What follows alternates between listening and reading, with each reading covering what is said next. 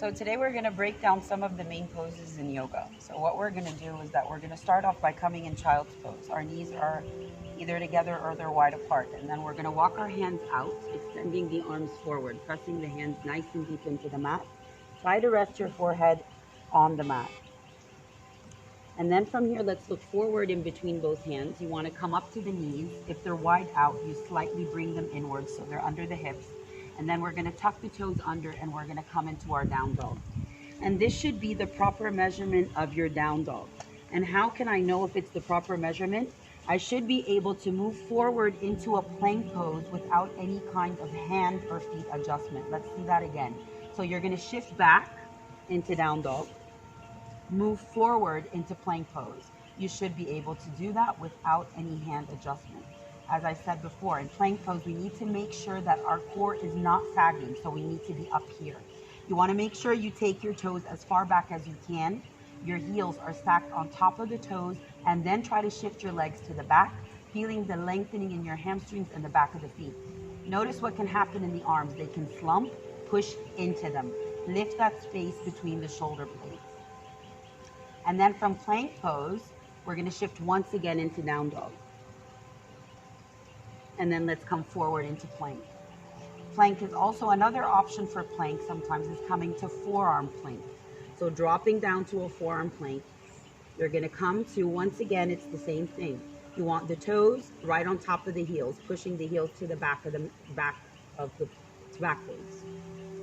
And then from here, you can drop down to the knees, walk the hands back, and come back into child's pose. So that's our plank pose. As we said, down dog. Let's break down down dog. Pressing the hands forward, coming to the knees, tuck toes under, rise into down dog. Firstly, let's walk the hands back to our feet to make sure that the feet adjustment is correct. The feet are open. You want to get 2 fists in between your feet. Once you have the 2 fists, you know you have the proper distance. And then you can walk yourself back out, come into plank, and shift back into down dog. Coming into down dog, the objective is to try to get the heels as close down to the mat as possible. You need to try to shift your chest slightly more back towards the legs.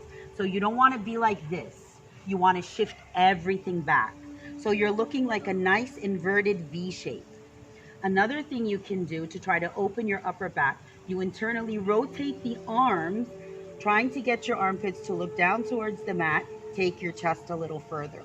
I know this is quite challenging to get the heels down, so if your knees are bent, that's absolutely fine.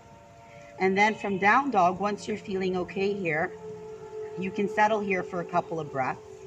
You can start to paddle the feet out right and left, getting that stretch in the back of each leg.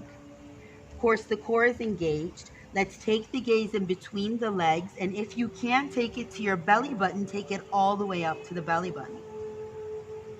And hold here for 5 breaths.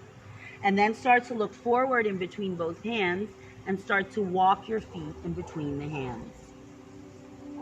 That's your down dog pose. And let's exhale and fold.